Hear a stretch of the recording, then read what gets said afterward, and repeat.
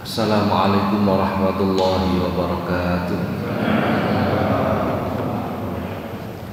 Bismillahirrahmanirrahim. Alhamdulillahi rabbil alamin. Wassalatu wassalamu ala asyrafil anbiya'i wal mursalin Sayyidina wa maulana Muhammadin wa ala alihi wa ashabihi wa man tabi'ahum bi ihsanin ila yaumiddin, amma ba'du. Ila hadratin nabiyil mustafa Muhammadin sallallahu alaihi wasallam wa alihi wa ashabihi wa dzurriyyatihil kiram wa ila jami'i baqiyati sahabati wa tabi'in wa syuhada'i wa salihin wal ulama'il amilin wa musannifin wa mu'allifin wa jami'il malaikatil muqarrabin wa sadatina sufiyatil muhaqqiqin khususan ila sultanil awliya as-syekh Muhyiddin Abdul Qadir al-Jilani radhiyallahu an wa sairil awliya illah wal awliya ittisah wa ummahatina wa abaina wa ajdatina wa jaddatina wa masyayikhina wa asatidina wa muallimina wa dawil hukukil wajibati alaina wa alal hadirina fi majlisina hadha khususan ila muallif hadal kitab as-syekh al-imam Jalaluddin bin Kamaluddin as-Suyuti radhiyallahu anhu. Sayulillahi lahumul fatihah. A'udzu billahi minasy syaithanir rajim. Bismillahirrahmanirrahim. Alhamdulillahi rabbil alamin. Ar-rahmanir rahim. Maliki yaumiddin. Iyyaka na'budu wa iyyaka nasta'in. Ihdinas siratal mustaqim. Siratal ladzina an'amta 'alaihim ghairil maghdubi 'alaihim waladdallin. Amin. Para jamaah, alhamdulillah pagi hari ini Allah Subhanahu wa taala mentakdirkan kita hadir di majelis yang penuh dengan keberkahan ini. Mudah-mudahan apa yang kita laksanakan dicatat oleh Allah sebagai amal soleh. Amin Allahumma amin. Para jamaah, insyaallah pertemuan kita yang lalu kita telah memulai kajian kitab Lubabul Hadis. Kita telah menyampaikan keterangan tentang muqaddimah insyaallah. Kemudian selanjutnya itu berisi tentang daftar isi. Daftar isi dari kitab yang kita pelajari ini. Itu tidak usah saya baca, langsung saja halaman kitab panjenengan halaman 15 insyaallah. Tapi panjenengan beda kitabnya ya. Halaman 15. Langsung masuk pada bab pertama. Bismillahirrahmanirrahim. Qala al-musannifu rahimahullah ta'ala nafa'ana Allah bihi wa bi'ulumihi wa 'ada 'alaina min barakatihi wa asrarihi fid dharain amin. Al-babul awal tawiki kubab al-awal kang kawitan iku fi fadilatil ilmi wal ulama, tetep ing dalem nerangake kautamane ilmu lan ulama. Bab yang pertama ini menerangkan tentang keutamaan ilmu dan keutamaan orang-orang yang ahli ilmu, yakni para ulama. Qala Nabi dawuh sapa Kanjeng Nabi sallallahu alaihi wasallam libni Mas'ud marang sahabat Ibnu Mas'ud radhiyallahu muga-muga ngridani sapa Allah Gusti Allah anhu marang sahabat Ibnu Mas'ud. Ya bena Mas'ud, he Ibnu Mas'ud, julusuka utawi pelungguhan ira saatan ing sak saah fi majlisil ilmi ing dalem panggonane ilmu, pelungguhane ilmu. La tamasa kali orang gepuk sira kolaman ing kolam, wala taktubulan ora nyatet ira harfan ing sak huruf. Iku khairun luweh bagus laka tumrap ira min itki alfi raqabatin katimbang 1000 merdekake budak.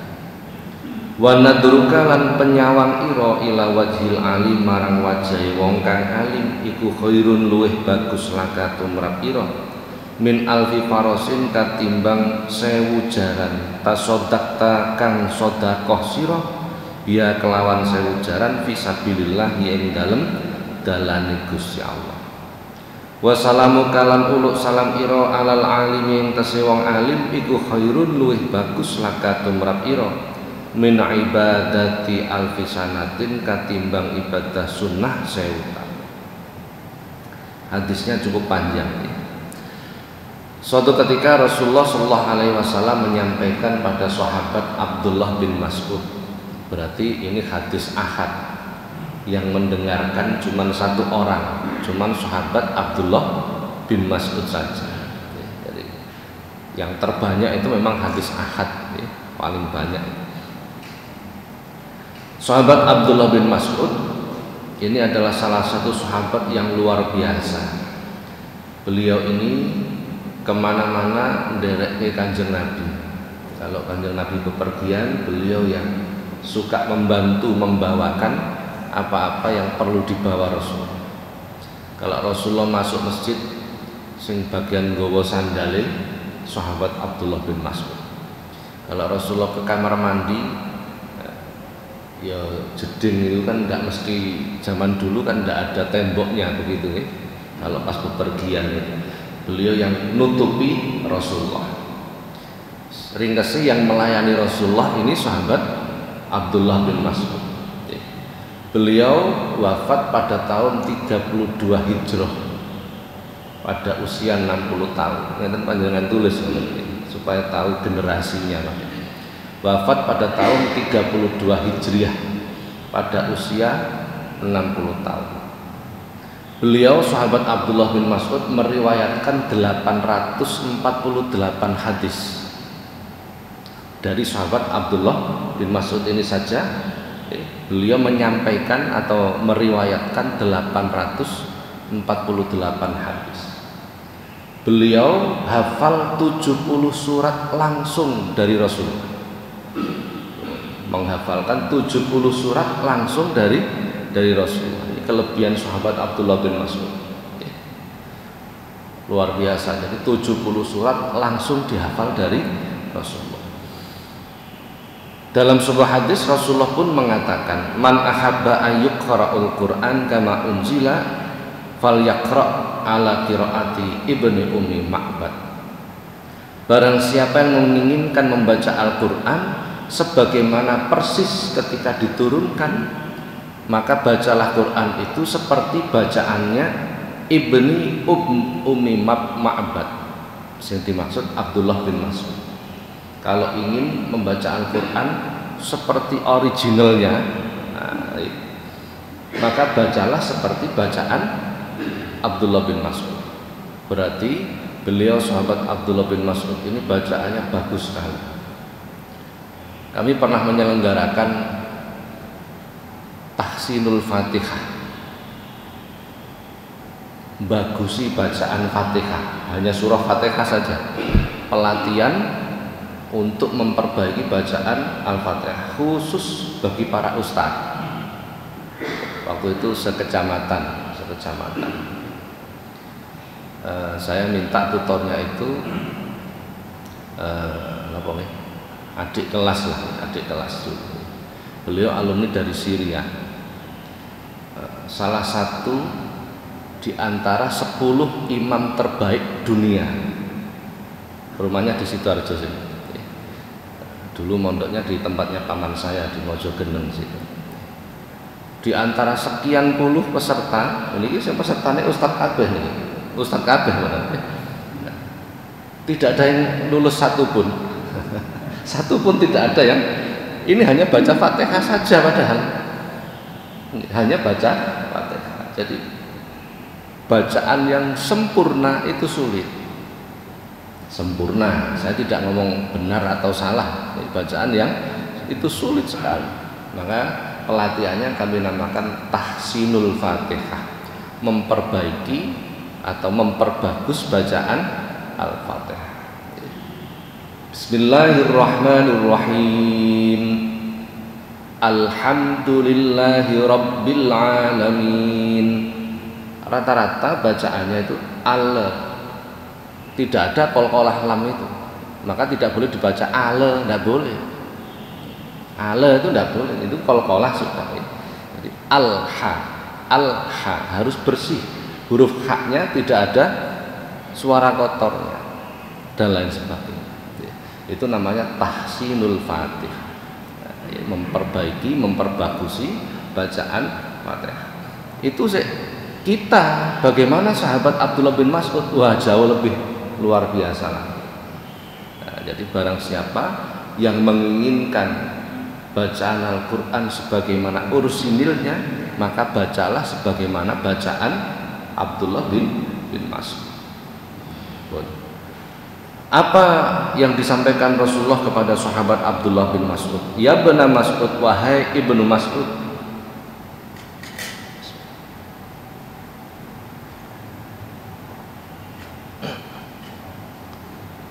julusuka sa'atan fi majlisil ilmi, dudukmu sesaat. Sa'atan itu dalam bahasa Arab disebut, sering diartikan sa'atan itu 1 jam. Dudukmu 1 jam di majelis ilmu, berarti majelisnya para ulama. La tamassu qalaman, dan engkau tidak membawa pena, tidak membawa pulpen. Ini menunjukkan zaman Rasulullah sudah ada pena. Ini zaman Rasulullah sudah ada pena. Wala taktubu harfan, dan engkau tidak menulis 1 huruf pun. Berarti mek teko lungguh tok. Itu khairun laka min ikki alfi raqabatin, lebih baik daripada membebaskan 1000 budak. Teko nang majelis ilmu, orang nggawa pulpen, orang nggawa buku, orang nulis, lungguh tok. Itu lebih utama daripada membebaskan 1000 budak. Anggaplah 1 budak itu 1 juta. Kalau 1000 budak berarti luar biasa. Kapan sedekah 1 miliar ya? Paling nurun AC wae ndadak urunan barang. Wis kula mboten nurun AC, Pak. Kula tak melu ngaji wae, luwih utama timbangane sedekah AC. Wah, rusak masjid nek ngono carane. Jadi ini menunjukkan kelebihan ya. Jadi hadir saja tanpa menulis itu sudah begitu besar. Apalagi menulis, hitungannya per huruf. Hitungannya per huruf. Jadi kula njenengan kudu mulai nyicil nyelengi pahala, harus itu. Apa perbedaannya menulis dan tidak menulis? Jelas jauh lah. Dari sisi yang tampak saja, menulis itu tidak akan hilang, karena apa yang ditulis selalu tetap ada. Menghafal itu akan bisa hilang pasti ya. Tapi kalau menulis lali, tulisannya tetap ono. Suatu ketika nanti kita menemukan akan terulang lagi. Menghafal, seberapa kemampuan kapasitas kita menghafal ya. Apalagi biasanya saya menyampaikan materi kan agak padat itu ya, hadisnya, ceritanya dan lain sebagainya. Kita lanjutkan. Wa nadruka ila wajil alim, dan ketika engkau memandang wajah orang yang alim, khairul laka, lebih baik bagimu, min alfi farasin tasaddaqta biha fi sabilillah, daripada engkau bersedekah 1000 ekor kuda yang digunakan untuk perang sabilillah. Jaran niku anggap mawon padha karo regane sapi, pinten kira-kira? Ya 20 juta lah, kali 1000. Was digawe sabilillah, mboten digawe korban, niku pahalanya jauh lebih besar. Memandang wajah orang alim, nyawang tok. Ya napa nih? Wong Islam kok kurang ganjaran wis kebuacut ngono lah ya. Memandang wajah orang alim itu lebih utama daripada bersedekah 1000 ekor kuda untuk perang sabilillah. Dadi nek ketemu wong alim sampean pecicili mawon ya. Ini pahala-pahalanya seperti itu. Subhanallah. Kenapa begitu? Kenapa sampai luar biasa begitu? Ya. Rasulullah pernah menyampaikan dalam hadis yang lain, man ra'ani aw ra'a man ra'ani ila yaumil qiyamah dakhalal jannah. Hadisnya begitu sederhana sekali, tapi kandungannya luar biasa. Barang siapa yang pernah memandangku, kata Rasulullah, atau pernah memandang orang yang pernah memandangku, berurutan sampai hari kiamat. Saya pernah memandang wajahnya guru saya pernah memandang wajahnya gurunya sampai Rasulullah. Sambung. Dakhalal jannah, kata Rasulullah, masuk surga. Sesederhana itu. Mlebu swarga iki bondone mung mecicil tok wis iso. Sesederhana itu. Ini kelebihan orang alim. Jadi kelebihan orang. Jadi apa yang terpancar dari wajah orang alim itu membawa rahmatnya Allah. Maka jangan pernah meremehkan. Jadi kami sering menyampaikan, cinta kepada orang alim itu adalah jalan menuju Tuhan. Sudah. Niki nek sekilas ngono koyo-koyo enggak masuk akal. Ya, kalau kita perdalam ya memang begitu. Memang begitu. Jadi bagaimana kita bisa mengenal ajaran ini kalau kita tidak belajar kepada para ulama? Bagaimana mungkin kita belajar kepada para ulama kalau kita tidak cinta kepada para ulama? Kan begitu. Laulal ulama, seandainya tidak ada ulama, maka aku tidak akan mengenal Tuhan. Karena mereka lah yang menerangkan kepada kita dan lain sebagainya. Wassalamuka alal alim, lan uluk salam iro alal alim ing tese wong alim. Ketika kita bertemu dengan orang alim, kemudian kita uluk salam, menyampaikan salam, khairun laka, lebih utama bagimu, min ibadati alfi sanatin, daripada ibadah sunnah 1000 tahun. Bayangkan, jenengan nate poso sunnah setahun nate bukan? Ramadan aja gak wajib, gak kira dilakoni kaya nggih. Lebih baik daripada ibadah sunnah 1000 tahun. Ketika kita memberikan salam kepada orang yang alim, seolah-olah kok enteng mendawi pahala, kan begitu ya? Seolah-olah ya memang babnya bab sing gampang-gampang ya. Nanti ada bab sing berat-berat, ada sendiri ya, ada sendiri sing berat-berat. Niki sing enteng-enteng. Kenapa begitu luar biasa pahala memberi salam kepada orang alim? Dalam hadis yang lain Rasulullah menyampaikan, ra'sut tawaddu'i ayyub tadi'a bisalami ala man laqiyahu minal muslim fil majas. Ra'sut tawaddu'i, ra'sun itu kepala. Kalau kita terjemah letterlek, ra'sut tawaddu'i, kepalanya tawadu. Apa kepalanya tawadu? Inti dari sifat tawadu, gampangannya ngoten nggih. Itu adalah ayat tadi abis salam alaman lakia, memulai salam kepada orang yang dijumpai, minal muslimina fil majalis, kepada orang-orang muslim di dalam majelis. Maka orang yang mengawali memberikan salam itu berarti dia melakukan sesuatu yang menjadi pokok dari sifat tawadhu. Berarti wong sing ra gelem ngawiti salam itu dalam hatinya sebenarnya ada unsur takabur. Ada unsur takabur. Ya. Orang yang melakukan sifat tawadhu itu akan diangkat derajatnya oleh Allah.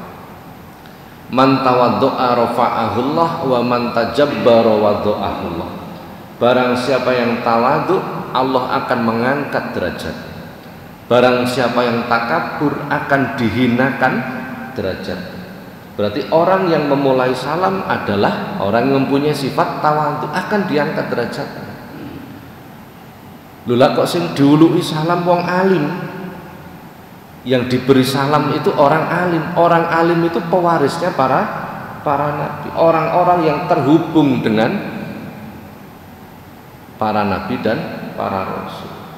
Maka dia orang yang melakukan sifat tawadhu atau menghormati orang-orang yang dicintai oleh Allah. Karena menghormati orang-orang yang dicintai oleh Allah, maka dia akan diangkat lagi derajatnya oleh Allah. Ja'a rasulun ilan nabi, suatu ketika datang seseorang kepada Nabi. Ya Rasulullah, kaifa taqulu, bagaimana pendapatmu bila ada seseorang mencintai satu kaum, walam yalhaq bihim, tetapi tidak bisa meniru perbuatan kaum ini. Seneng karo ulama tapi gak iso niru perbuatane ulama. Ulama nek wiridan suwi-suwi, awake dhewe wiridan diluk asam urate wis kumat, ngoten ya. Maksudnya seperti itu kurang lebih. Bagaimana pendapatmu bila ada seseorang mencintai satu kelompok, satu kaum, tetapi tidak bisa meniru perbuatan kaum itu? Seneng tapi gak iso niru. Ana wong ahli poso seneng tapi gak kuat poso atau terhalang karena sakit. Ana wong seneng karo satu kelompok sing suka membaca Al-Qur'an tapi dia tidak bisa melakukan. Ya kadang-kadang moco sebab panjang sik belajar moco Quran. Bagaimana pendapatmu wahai Rasulullah? Maka Rasulullah pun mengatakan, almar'u ma'aman ahabba, seseorang itu akan dikumpulkan bersama dengan orang-orang yang dicintai. Sok mlebu swarga, swargane padha dengan kelompok itu. Mau kelompok itu masuk surga tingkat 5, dia sama. Padahal amalannya berbeda. Loh, ini kata Rasul. Maka orang yang mengawali memberi salam kepada orang-orang alim, sebenarnya dia mencintai orang yang alim. Jadi ketok wong alim sampai nulung salam. Bos, afsus salam, tebarkan salam, terutama kepada orang yang alim. Memulai salam hukumnya nopo? Hukumnya nopo? Sunnah. Menjawab salam hukumnya wajib. Wajib jawab niku wajib. Panjenengan nuluk salam berarti mendoakan orang alim. Orang alim itu akan ganti mendoakan kita. Dia podo-podo dongane tapi siji. Sing donga kula jenengan karo sing donga wong alim, oh niku beda adoh. Orang-orang alim itu berdoa lebih didengarkan Allah daripada kita. Nah, maka akan lebih tinggi derajatnya di hadapan Allah. Kita lanjutkan hadis yang kedua. Untuk ngebut mawon iki isine 400 hadis iki. Wa qala sallallahu alaihi wasallam, lan dawuh Kanjeng Nabi sallallahu alaihi wasallam, faqihun utawi wong alim siji, wahidun kang siji, mutawarikun kang ninggal perkara sing subhan, iku asyadu luweh banget ala syaitani yang tesi setan min alfi abidin katimbang 1000 wong ahli ibadah, mujtahidin kang tenanan, jahilin kang kudu wariin tur wirati. Rasulullah menyampaikan orang alim satu yang wirai niku berhati-hati, tidak hanya meninggalkan sesuatu yang haram tapi meninggalkan sesuatu yang subhat. Itu namanya wirai. Warok itu artinya berhati-hati. Nek warok ponorogo niku basa Jawa, niki bahasa Arab. Warok wirai itu artinya tarkus subuhati, meninggalkan sesuatu yang subhat. Subhat itu sesuatu yang tidak jelas halal haram. Panjenengan mlebu nang pasar arep tuku ayam, gak ngerti mbelai maca bismillah apa ndak, itu namanya subhat. Namanya subhat. Ditinggalkan. Oh iki subhat ndak mau, itu namanya wirai. Namanya wirai. Wirai itu bertingkat juga. Wah, rangon niku gak mari-mari nggih. Tuh, bertingkat juga. Nah, kalau kita kelasnya orang awam, wirai itu meninggalkan yang haram. Kita. Atasnya kita, orang yang lebih kelas, orang yang lebih alim, meninggalkan sesuatu yang tidak jelas. Syekh Ibrahim bin Adham Beliau ketika berangkat haji, beliau kelompok ulama mutaqaddimun abad ke-1 Hijriah, masuk ke-2 Hijriah beliau. Ketika habis tawaf masuk ke sumur Zam-Zam, habis masuk keluar lagi, ditegur oleh sahabat beliau. Jenengan kok gak ngunjuk banyu Zam-Zam? Napa jenengan ini gak percaya nek Zam-Zam itu membawa keberkahan? Apakah Anda tidak percaya bahwa air Zam-Zam itu membawa keberkahan? Syekh Ibrahim bin Adham kemudian menjawab, seandainya aku membawa gayung sendiri, pasti akan aku minum. Berarti apa alasannya? Di sumur itu ada gayungnya, tapi tidak tahu punyanya siapa. Nek angger jupuk digawe, ini namanya gak pamit karo sing. Nah, ini namanya meninggalkan sesuatu yang subhan. Datang masjid ku tak sinten Pak. Nah, itu namanya milik umum. Nah, ngoten ya. Itu namanya milik umum. Meninggalkan sesuatu yang subhan, tidak jelas halal haramnya. Balik malih timbangane engko bingung. Mlebu pasar arep tuku ayam potong, gak ngerti belahe maca bismillah apa ora. Bagaimana Pak ini? Panjenengan ngelirik bakule. Bakule dilirik. Kok kudungan wajib husnudon, wajib hukumnya. Bakule kudungan, oh berarti muslim.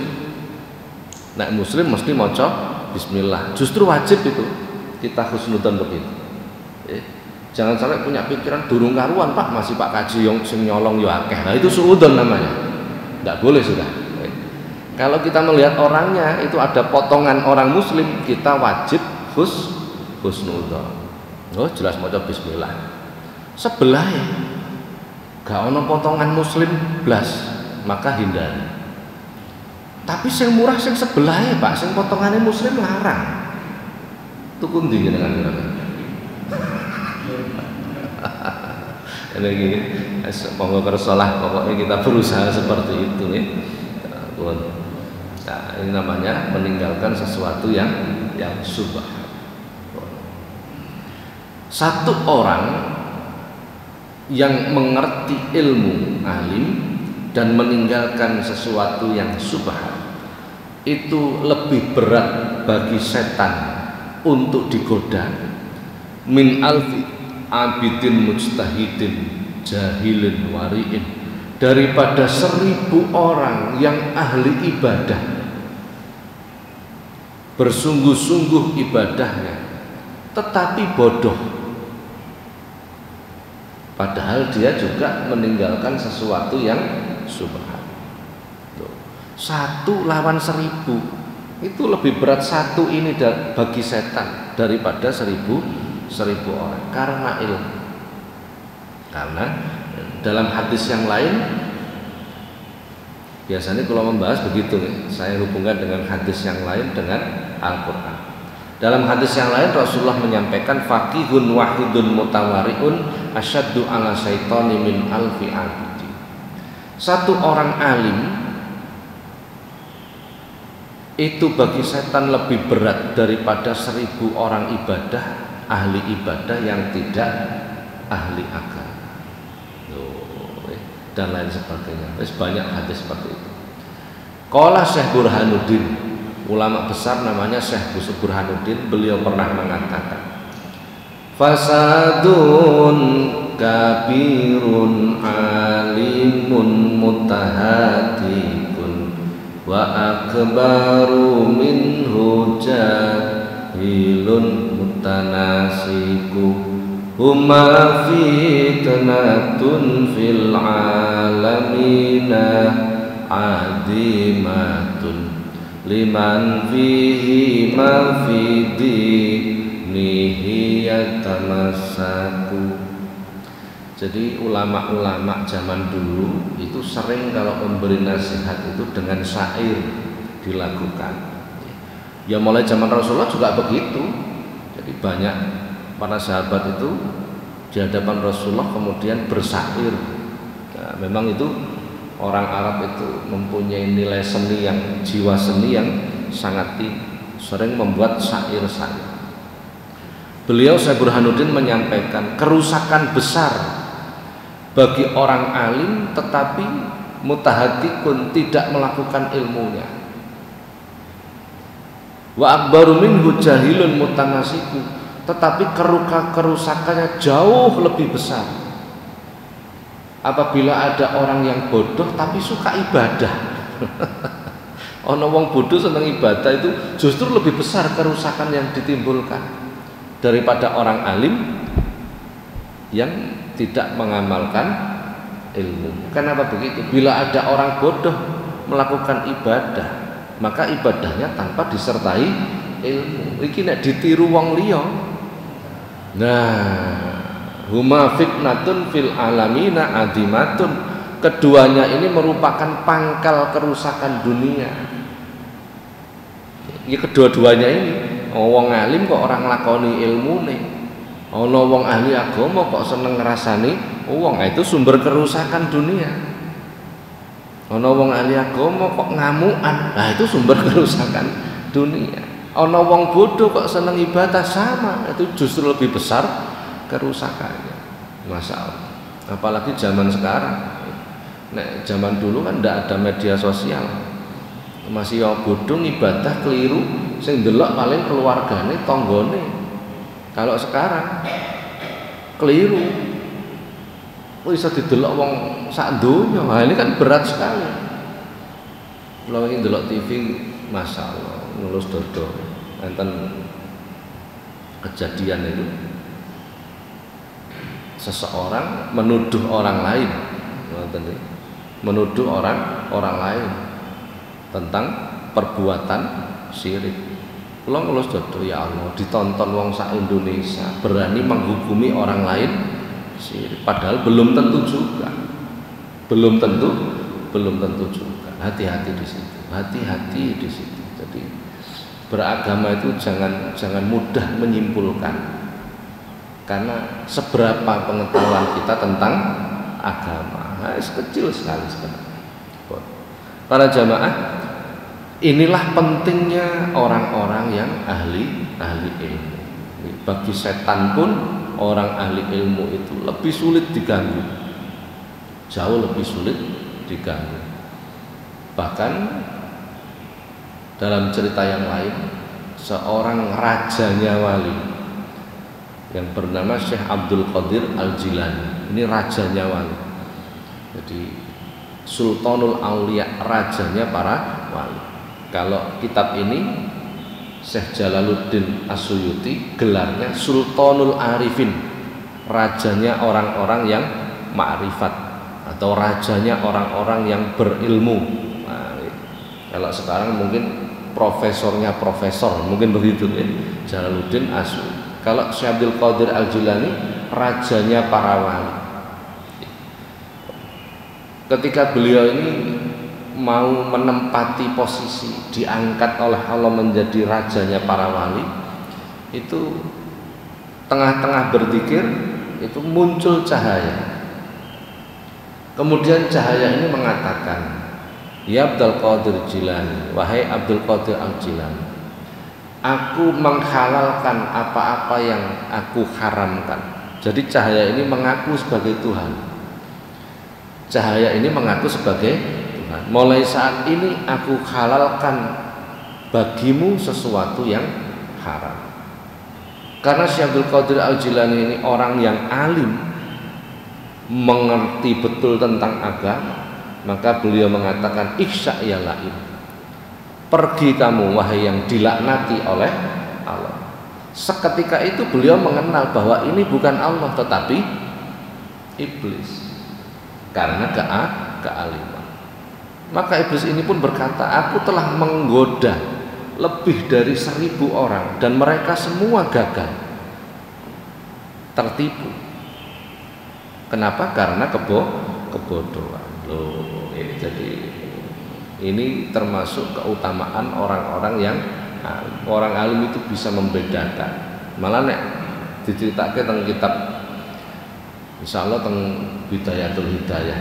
Jadi ada orang alim, maksudnya berilmu, tapi ahli maksiat, ahli maksiat. ya macam-macam maksiat dilakukan. Suatu ketika mabuk ini, mabuk, kemudian dijumpai oleh setan, dijumpai oleh setan yang menyerupai manusia. Setan ini mengatakan, kamu adalah calon penduduk surga, maka mulai saat ini aku bebaskan dirimu, tidak perlu melakukan ibadah.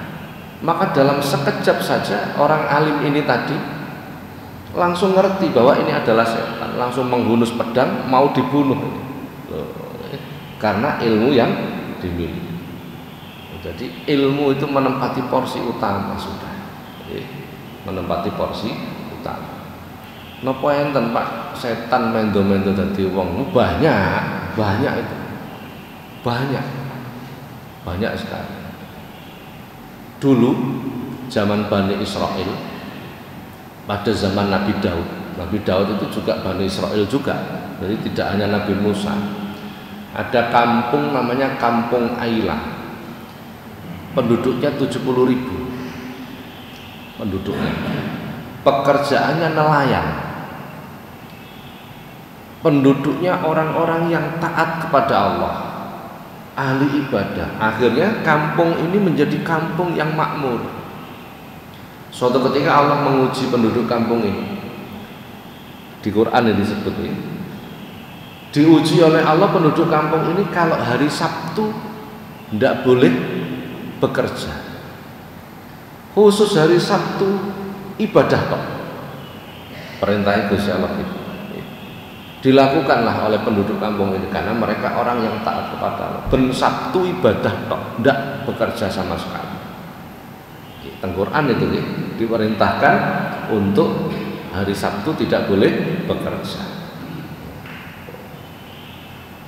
Aneh, setiap hari Sabtu justru ikan itu keluar semua, sampai nang pinggir-pinggir pantai, kebek dari atas kelihatan. Dino Ahad, Senin, Selasa, Rabu, Kamis, Jumat sepi gak ono iwak.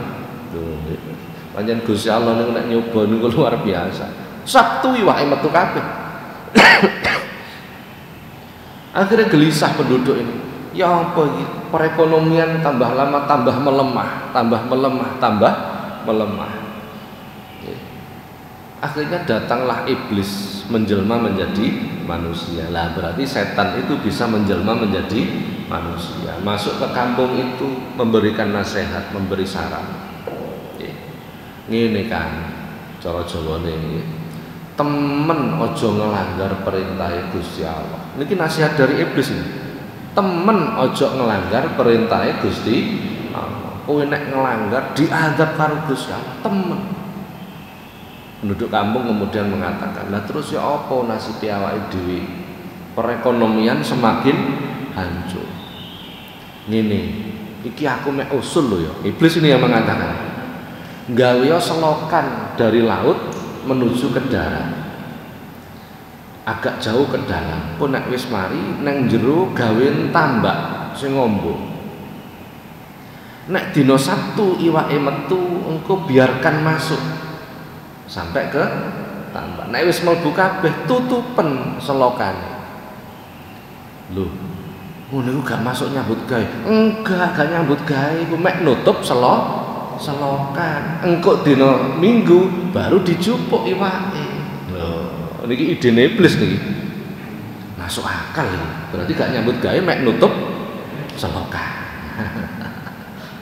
Akhirnya dari 70.000 orang tadi sebagian melakukan, sing sebagian menolak, memberi nasihat dan melarang supaya tidak melakukan, tapi tetap tinggal di kampung itu. Sing 58.000 orang pergi dari kampung itu. Setelah menolak, menasihati dan tidak melakukan, dia tidak mau berkumpul dengan ahli maksiat, pergi. Sing 58.000. Berarti di kampung itu tinggal 12.000. Satu kelompok yang melakukan, satu kelompok yang melarang, menasehati, juga tidak melakukan, tapi tetap tinggal di situ. Akhirnya turunlah azab dari Allah. Wa qulna kunu qiradatan khasiin. Quran ini cerita ini di Quran. Wa qulna kunu qiradatan khasiin. Maka mereka itu kemudian menjadi kera, menjadi monyet. 12.000 tadi sing nglakoni dadi bedes, sing ngelarang yoga nglakoni, tapi tetap kumpul karo ahli maksiat juga jadi bedes. Coba bayangkan. Jadi tidak bisa kita ngomong aku gak nglakoni lho ya, aku gak melok-melok, tapi tetap kumpul mawon, tetap kena ini. Sing 58.000 yang keluar dari kampung itu selamat, masalah. Jadi iblis itu bisa menyerupai manusia, diceritakan dalam Al-Quran. Tetapi ketika mereka orang-orang yang berilmu tidak akan bisa diganggu. Ini kan karena mereka kurang berilmu saja sehingga terpengaruh oleh tujukan syaitan. Masalah. Makanya ini beda. Orang berilmu itu orang yang kuat, tidak akan mudah terpengaruh setan. Cuman ada kelemahan. Apa kelemahan? Wong alim, kiai kok sampean weden-wedeni karo jin, ndak mungkin takut.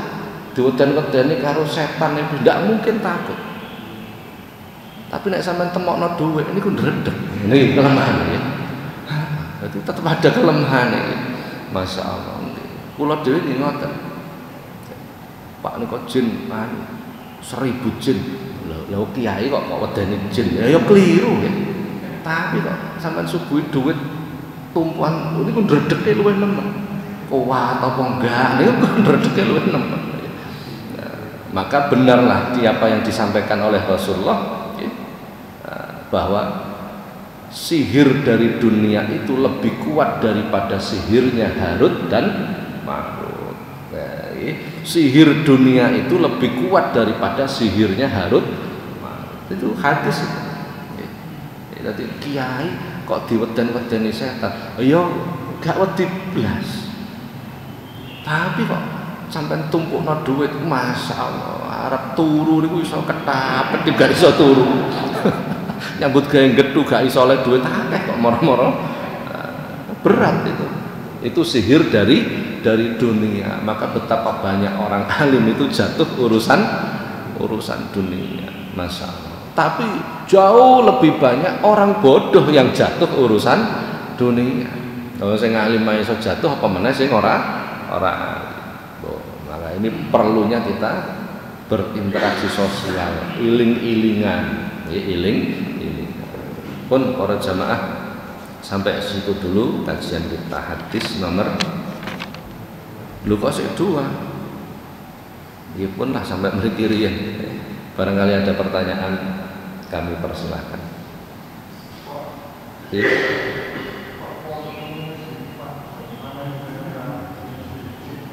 Bagaimana?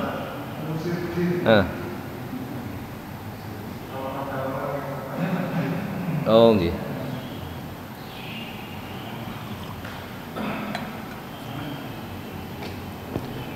Bagaimana mengusir jin? Penjelasannya dimulai dari mana? Tingkatan jin dulu. Jin itu tingkatan paling rendah, bahasa kasarnya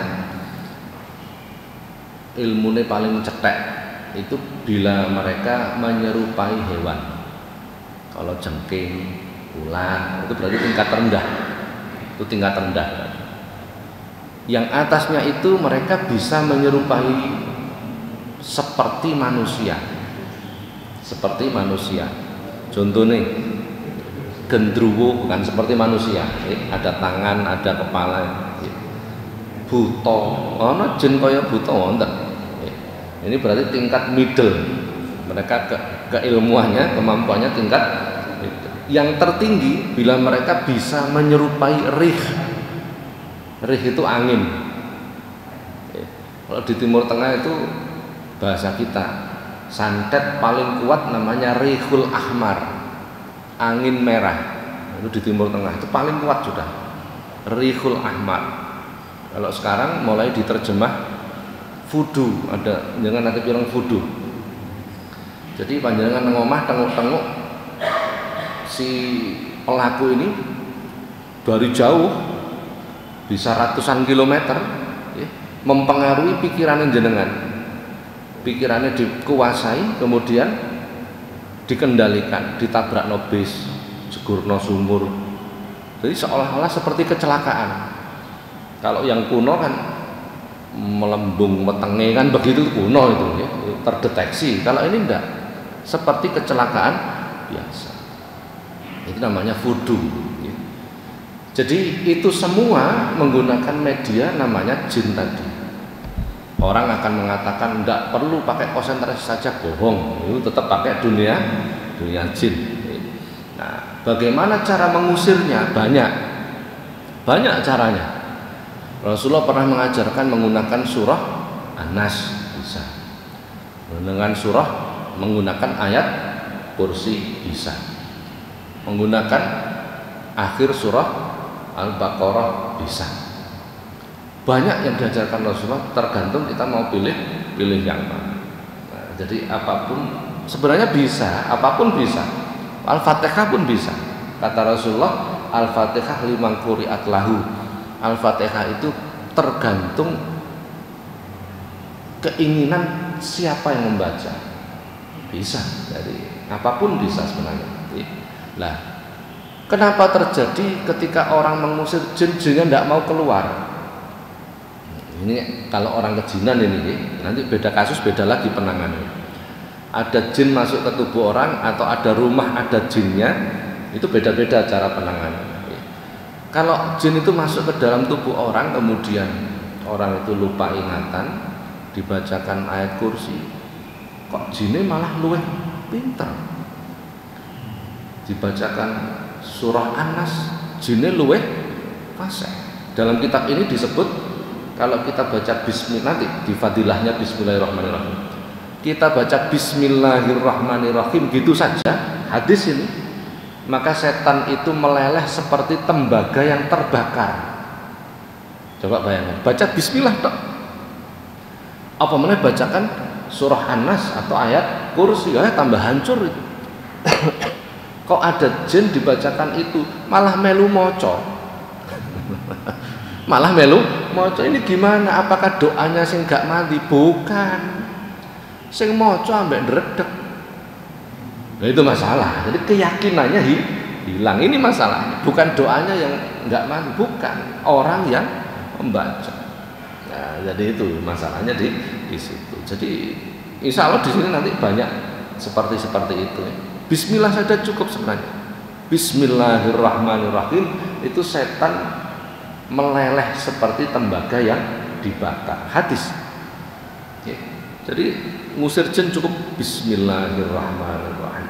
Tapi nek sing maca sembayange gak bagus, ya ndak bisa. Masih maca bismillah ping 3000, ya tetap ndak bisa. Nah, ini masalahnya. Jadi energi yang dikeluarkan itu tidak akan kuat karena kita belum menjadi orang yang takwa kepada Allah. Ngeten. Beberapa murid kami itu menjadi ketua nasional Jam'iyah Ruqyah Aswaja. Jadi Ruqyah itu bahasa Arab, bahasa Jawane suwuk. Beda. Ruqyah dengan doa itu beda. Kalau doa lafadz dan maksud sama, itu doa namanya. Ya Allah, aku mohon kepadamu sembuhkan si fulan, itu doa namanya. Kalau ruqyah enggak. Contoh, putri Rasulullah Fatimah sakit, Rasulullah mengambil air, dibacakan Al-Fatihah. Artinya Al-Fatihah itu tidak ada yang minta kesembuhan, kan enggak ada. Berarti lafadz dan maksud berbeda. Kalau doa lafadz dan maksud sama. Habis baca Fatihah disebul airnya tadi, diminumkan kepada putri. Ini namanya ruqyah, suwuk, bahasa Jawanya suwuk. Kita kesulitan membuat definisi, kesulitan. Ruqyah itu artinya suwuk, tidak bisa disamakan dengan doa. Ada yang menggunakan media seperti daun-daunan. Memang bisa. Rasulullah juga mengajarkan itu untuk mengusir jin. Ada kitabnya, kitab Tibun Nabawi ada, kitab Azkar ada, kitab banyak yang menerangkan tentang itu semua. Jadi memang ada metode untuk mengeluarkan jin. Ada jin yang tidak bisa dihilangkan pada diri setiap manusia. Itu fitrah sudah. Idza wulida bani Adam qaranallahu bihi malakan wa qarana bihi syaitonan. Hadis. Setiap manusia itu dilahirkan oleh Allah disertakan corona. Bukan virus corona, ini corona bahasa Arab pakai qaf. Qaranallahu bihi malakan wa qarana bihi syaitonan. Disertakan. Corona itu artinya disertakan. Setiap manusia dilahirkan oleh Allah disertakan padanya. Orang Jawa menyebutnya korin. Corona, korin sama. Yang menyertai kita. Disertakan apa? Satu jin dan satu malaikat. Ini tidak bisa dihilangkan dalam diri manusia. Dekatnya jantung tinggalnya. Kedua-duanya memberikan dorongan kepada hati. Malaikat memberi dorongan kebaikan, jin memberi dorongan kejelekan. Sampai para sahabat bertanya, wa anta ya Rasulullah, apakah termasuk engkau ya Rasulullah, dalam dirimu ada jin ini tadi? Iya, termasuk aku, kata Rasulullah. Tapi jinnya nggak pernah diberi kesempatan oleh ini jin yang tidak bisa dihilangkan. Selalu muncul dorongan kejelekan dalam hati kita. Namanya jin khunnas. Nama jinnya jin khunnas. Min syarril waswasil khunnas. Nah, ini jin yang ada pada diri manusia. Khonasa itu artinya jinnya itu punya telalai. Apa telalai itu ya? Belalai yang ada dalam diri manusia itu. In huwa dzakarallah khonasa. Hadis. Ketika manusia itu ingat kepada Allah khonasa, maka belalainya ini mengendap, mungsret. Bila zikir kepada Allah, ingat kepada Allah. Bila lupa, wa innasyallaha iltaqama qalbahu. Ketika manusia itu lupa kepada Allah, iltaqama, hatinya, kolbunya ditelan. Telalainya memanjang masuk ke dalam hati dan hatinya ditelan. Ini namanya jin khunas. Jadi dia punya belalai. Nah, kalau manusianya zikir, ingat kepada Allah, maka khonasa, mungsret itu apa nggih? Nggih, ngoten lah pokoknya. Belalainya itu menjauh, tapi kalau lupa nasya Allah, lupa kepada Allah, iltaqoma, ditelan. Masya Allah. Ini jin yang ada pada diri manusia. Kula pun sholat ya Pak, tapi kok ditelan mawon. Sholat tapi ora zikir. Apa bedanya? Sholat tapi tidak ingat Allah, lah sama saja. Wong sholat itu esensinya harus ingat. Aqimis sholata lidzikri. Dirikanlah sholat untuk ingat untuk zikir kepada Allahu Akbar. Kunciku mau kari nanti. Nah itu tuh tidak zikir namanya. Jadi esensinya di sini. Sebenarnya jin itu dengan zikir tidak berani. Berarti jin itu tidak berani dengan orang yang berzikir. Kok ada orang berzikir jin sekwani, ya berarti orangnya bermasalah.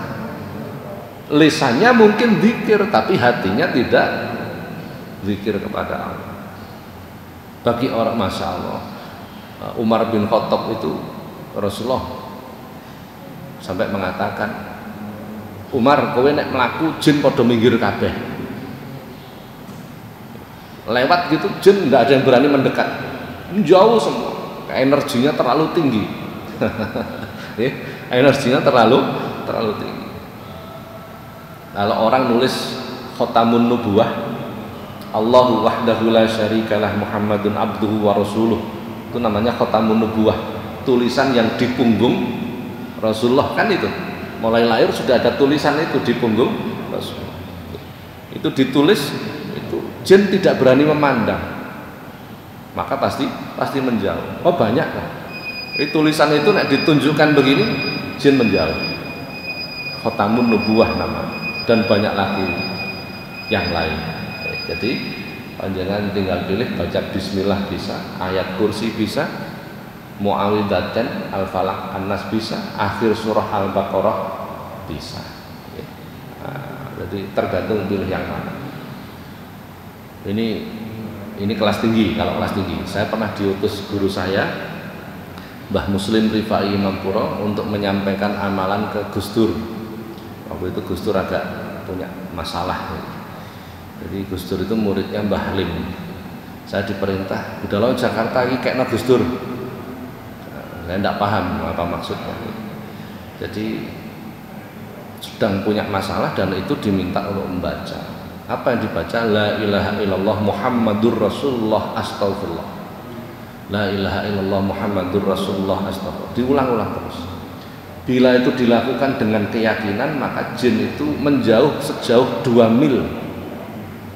2 mil berapa kilo? Nah, kurang lebih segitu. Itu kalau kita lakukan dengan keyakinan yang kuat.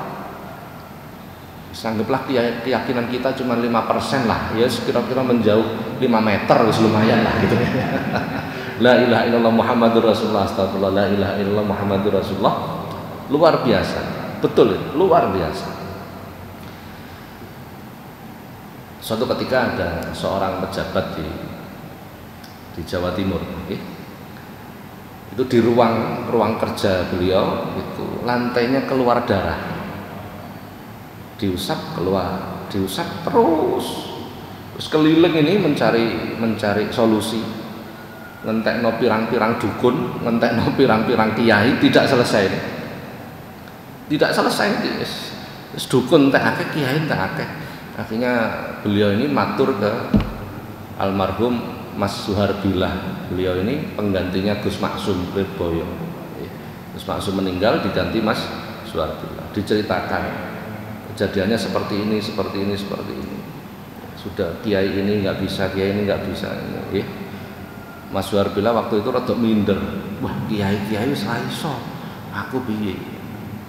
Akhirnya mau berangkat ke sana, saya ditelepon. Ono kejadian ini piye Mas? Wis maca sing Mbah Lim bae.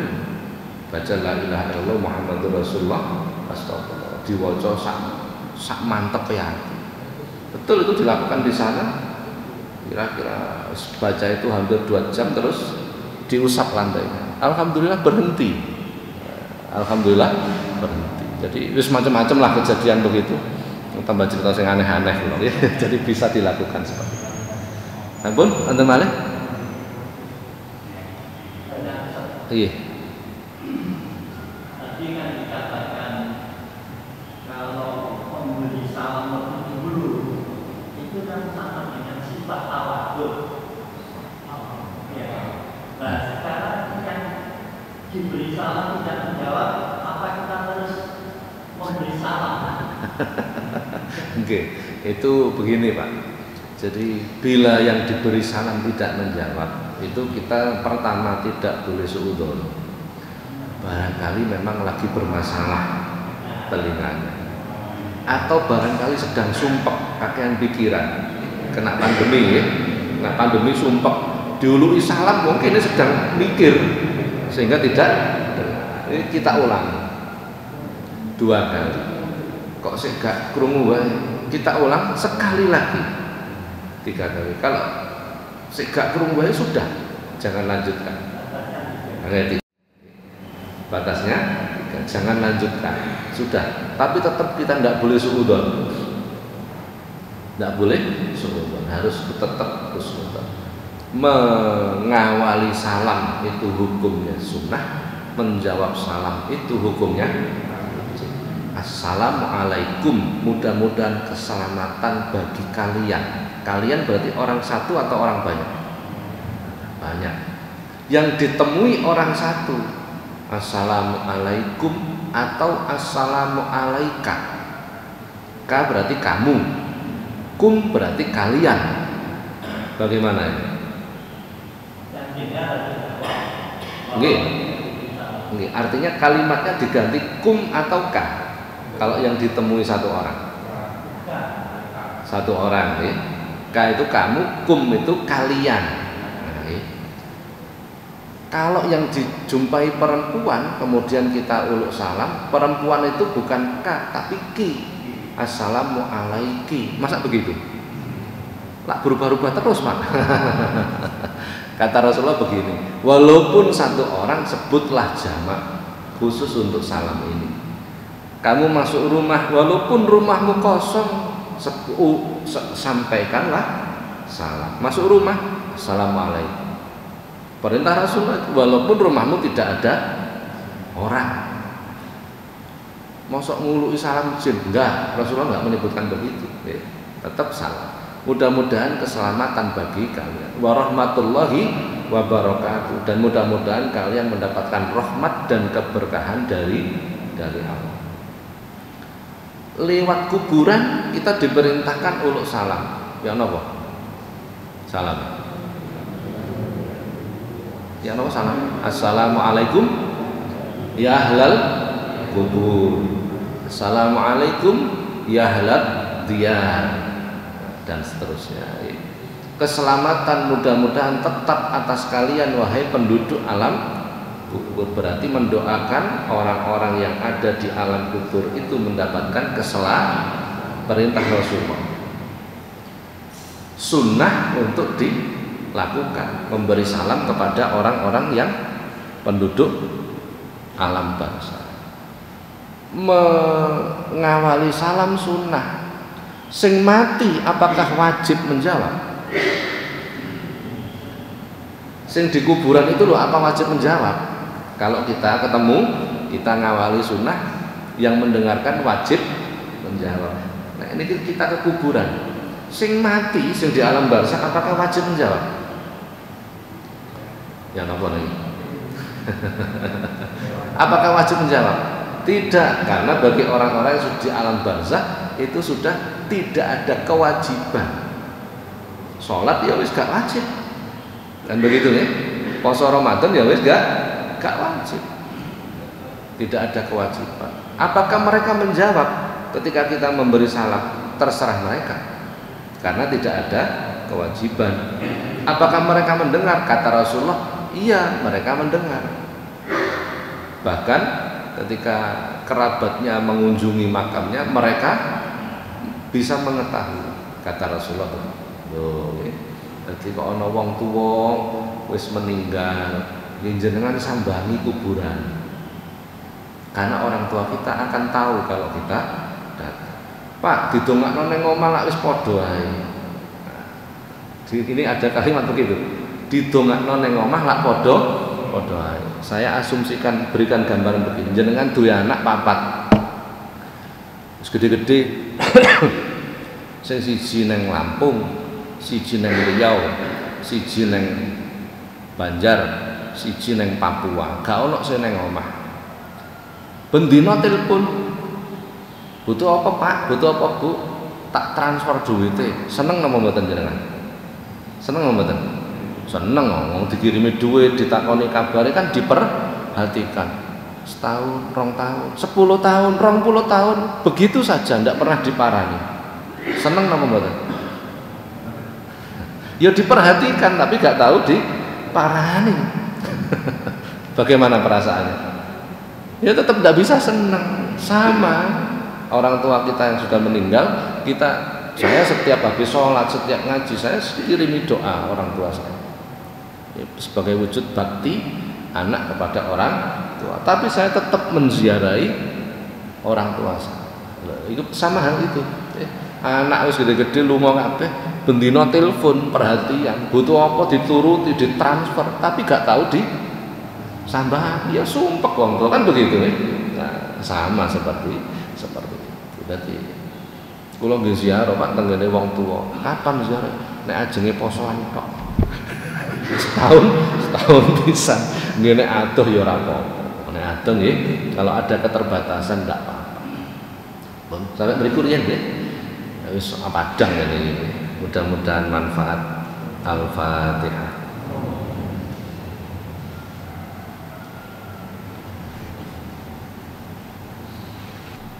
Assalamualaikum warahmatullahi wabarakatuh.